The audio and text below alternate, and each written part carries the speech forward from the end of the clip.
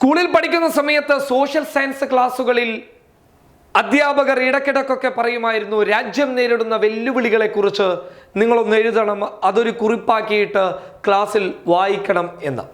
ആ സമയങ്ങളിൽ ഞാനൊക്കെ എഴുതിയിരുന്നത് രാജ്യം നേരിടുന്ന ഏറ്റവും വലിയ വെല്ലുവിളി തീവ്രവാദമാണ്, ഭീകരവാദമാണ്, പീഡനങ്ങളാണ്, അഴിമതികളാണ് എന്നുള്ളതാണ്. അതിനെക്കുറിച്ച് വളരെ മനോഹരമായ രീതിയിൽ എഴുതി വായിക്കുമായിരുന്നു. ഈ ഒരു കാലത്തെ വിദ്യാർത്ഥി ലോകം രാജ്യം നേരിടുന്ന വെല്ലുവിളികളുടെ കൂട്ടത്തിൽ ഇതൊക്കെ പറയുമെങ്കിലും അതിനോടൊപ്പം ഉൾപ്പെടുത്തുക ആൾക്കൂട്ടാക്രമണങ്ങളായിരിക്കും. പശുവിൻ്റെ പേരിൽ മനുഷ്യരെ വേട്ടയാടിക്കുന്ന ആൾക്കൂട്ട ആക്രമണങ്ങൾ. അതെ, അത്തരത്തിലുള്ള വേട്ടയാടലുകളാൽ ഈ രാജ്യം പൊരുതിമുട്ടിയിരുന്നു. ഉത്തരേന്ത്യയിൽ കാണുന്നവനെയൊക്കെ വേട്ടയാടിക്കൊല്ലുന്നു. പശു അമ്മയാണ്, പശു ദൈവമാണെന്ന് പറഞ്ഞുകൊണ്ട് കാണുന്നവനെയൊക്കെ വേട്ടയാടിക്കൊല്ലുമ്പോൾ അവരാരും ചിന്തിച്ചില്ല ഒരു ദിവസം തങ്ങൾക്കും ഇതുപോലെയുള്ള ഒരു ഗതി വരുമെന്ന്. എത്രയോ കുടുംബങ്ങൾക്ക് അവരുടെ നാഥന്മാരെയാണ് ഇല്ലാതാക്കിയത്. എത്രയോ കുട്ടികൾക്ക് അവരുടെ പിതാവിനെയാണ് ഇല്ലാതാക്കിയത്. എത്രയോ ഭാര്യമാർക്ക് അവരുടെ ഭർത്താക്കന്മാരെയാണ് ഈ കഴുകന്മാർ കൊന്നുകളഞ്ഞ് ഇല്ലാതാക്കിയത്. എന്നാൽ താൻ കുഴിച്ച കുഴിയിൽ താൻ തന്നെ വീഴുമെന്നുള്ള ആ ഒരു കാര്യം ഇവിടെ യാഥാർത്ഥ്യമാവുകയാണ്.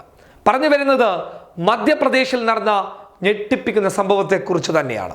ഹോഷംഗാബാദ് എന്ന് പറയുന്ന പ്രദേശത്തെ VHPയുടെ നേതാവും ഗോസംരക്ഷണ സമിതിയുടെ ജില്ലാ നേതാവുമായിട്ടുള്ള രവി വിശ്വകർമ്മയെ ഒരു സംഘം കാറ് തടഞ്ഞു നിർത്തിയിട്ട് അതിനകത്തേക്ക് നിറയൊഴിക്കുകയും, അതായത് വെടിവെക്കുകയും, തുടർന്ന് അയാളെ പിടിച്ച് പുറത്തേക്ക് വലിച്ചിറക്കുകയും തുടർന്ന് മാരകായുധങ്ങൾ ഉപയോഗിച്ച് രവി വിശ്വകർമ്മയെ ക്രൂരമായി വെട്ടിക്കൊല്ലുകയും ചെയ്തു. അതിൻ്റെ ഞെട്ടിപ്പിക്കുന്ന ദൃശ്യം ഒരു ഓട്ടോറിക്ഷ ഡ്രൈവർ പകർത്തുകയും അത് നവമാധ്യമങ്ങളിൽ വലിയ രീതിയിൽ പ്രചരിക്കുകയും ചെയ്തു.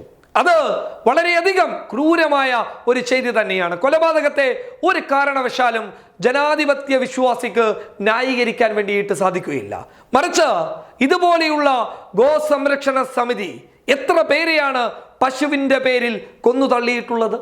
എത്ര നിരപരാധികളെയാണ് ഇല്ലാതാക്കിയിട്ടുള്ളത്? അവരുടെ ഒരു നേതാവിൻ്റെ ഇത്തരത്തിലുള്ള ഒരു ദൃശ്യം അവരുടെ പ്രവർത്തകരിലേക്കും അവരുടെ നേതാക്കന്മാരിലേക്കും എത്തുമ്പോൾ അവർ ഭയപ്പെടുകയില്ലേ? കാരണം അന്ന് ഇവരൊക്കെ കൊന്നു തള്ളിയത് ഇതേ രീതിയിൽ തന്നെയല്ലേ. അതാണ് പറഞ്ഞത്, താൻ കുഴിച്ച കുഴിയിൽ താൻ തന്നെ വീണു എന്നുള്ളത്. ആ വാക്കിന് വലിയ അർത്ഥമുണ്ട്. കാരണം ഒരു ദിവസം തങ്ങൾ ചെയ്ത ചെയ്തികൾക്കുള്ള പ്രതിഫലം ഈ ലോകത്ത് നിന്ന് തന്നെ ഇവർക്കൊക്കെ ലഭിക്കുക തന്നെ ചെയ്യും. പശുവിൻ്റെ പേരിൽ ഇല്ലാതാക്കിയ ഒരുപാട് പേരുടെ കുടുംബം എത്രത്തോളം സങ്കടത്തോടു കൂടിയായിരിക്കും ഇവരെയൊക്കെ ശപിച്ചിട്ടുണ്ടാവുക. അതിൻ്റെയൊക്കെ പ്രതിഫലമായിരിക്കാം.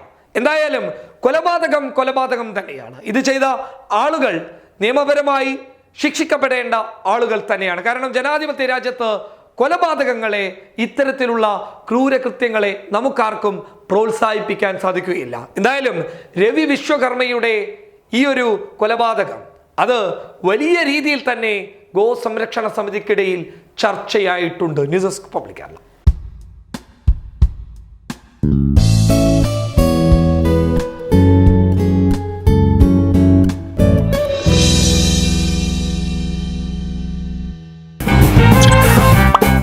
Time.